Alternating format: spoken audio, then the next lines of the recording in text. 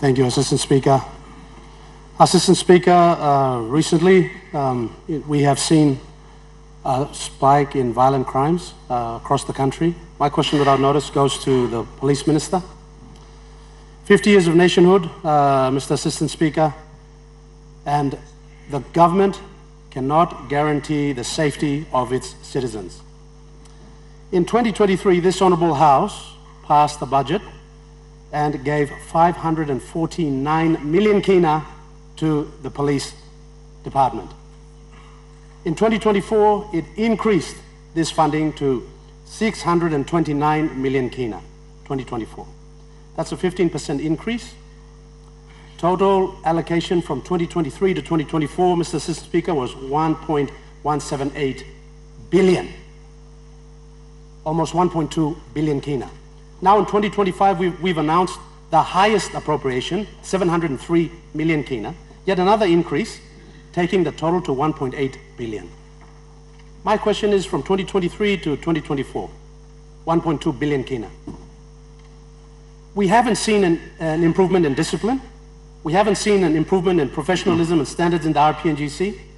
We haven't seen any solutions for police housing, any improvements in police capacity, equipment, and conditions. We haven't seen any solution to the fleet management. We're still hiring. We're still on the hire car basis with all policemen around the country. We are not confident that we will meet the manpower targets of 7,000 by 2026.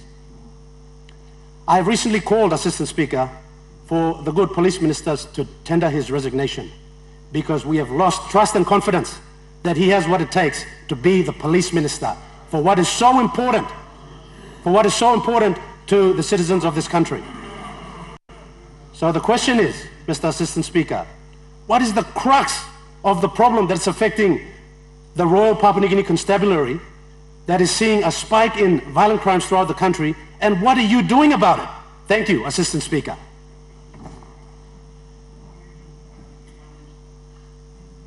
The Honourable Minister of Police.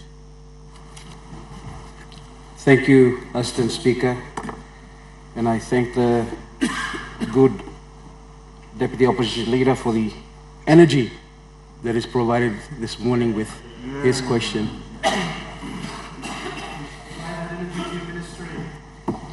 Thank you.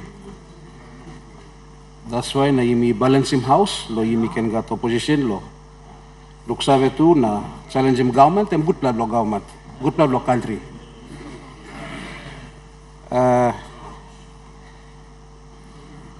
Assistant Speaker, good plan question and talk lo budget. This government made a commitment to put priority in law and order.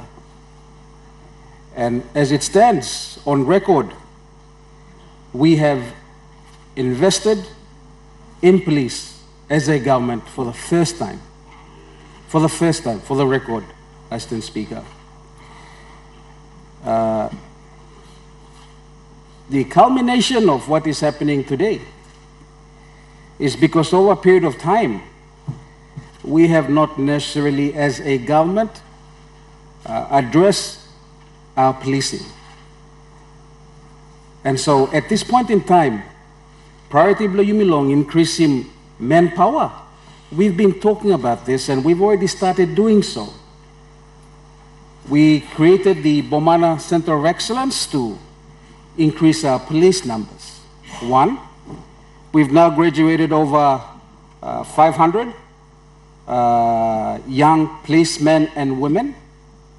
And in the short intervention, we've also started engaging with provincial governments along increasing reserve numbers, Blayumi. And I thank the honorable leaders, those governors that have engaged with the RPNGC to increase our numbers. Let me remind the House that law and order is a partnership. It's a partnership. Yumil gatatugat moni underneath long. One respective all DSIP na PSIP Blumi, Yumi. And I must thank even the opposition. Thank you too long, you play usim all liklik money you play kisim, la you play supporting work blomi two or sem minister. It takes a collaborative effort. Let's not politicize law and order. Let's deal with what is responsibly our mandated responsibility also. And I thank all of you. And so the increase of funds to police, whilst we increase manpower, our personal emoluments must also be the same. Majority of the funds that you make kisim longem, and because you mean increasing manpower, you me too. 200 million and blow PIP. Okay, about 400 and you go along personal emoluments. Now challenge you me one time higher long vehicles, and you will all experience this. We use as one source of supply, which is Ella Motors, and Ella Motors has a huge challenge with vehicles coming into the country. And so while we have purchased, we're still waiting for vehicles to be in country, and therefore it puts us in a position where you may still hire. So this is some of the challenges that we are facing with reorganizing our fleets, vehicle fleets, to support all our provinces and districts in terms of our logistic support for our police force. So, Assistant Speaker, tok belum money na dik plamoni mi pla kisim na address him law and order, and mi pla wak long makin. We are taking the responsibility to do so, to ensure that we increase our numbers, provide the appropriate logistics, and the challenges are there, but the intent is there, and we're doing it. So, Assistant Speaker, me just talk thank you. I hope me clear him this la tok belum money come long police. We continue to do so. I just appreciate all the members particularly the provinces that have signed up with the tok belum Yumilo Reserve, increase the manpower, reserve manpower within each of our provinces, for them to be engaging with the RPNGC in terms of increasing our presence in our communities. Thank you, Assistant Speaker. We have a supplementary, Governor. Thank you, Mr. Assistant Speaker. I think with great respect to the Minister and to our hardworking men and women in blue, the question is more of an M&E question. It's asking about outcomes, not so much about how much the amount of money has been given. We know that significant funds, and this House has approved significant funds to the police. The question that's coming from the community is that, what is the impact of that money? The community would like to see the police taking control of the law and order situation, and as much as possible, making our lives safer. So the question from the Deputy Opposition Leader is about making the lives of our people safer. So it would be nice if the Minister could answer to us, not just on the money, but go beyond the input, which is the money, and let's get to the outcomes, which are the results. I think that's what the Deputy Opposition Leader is asking, and I'd like the Minister to perhaps give us an insight into that. Thank you. Mr. Minister for Police. Thank you, good Governor, for this supplementary question.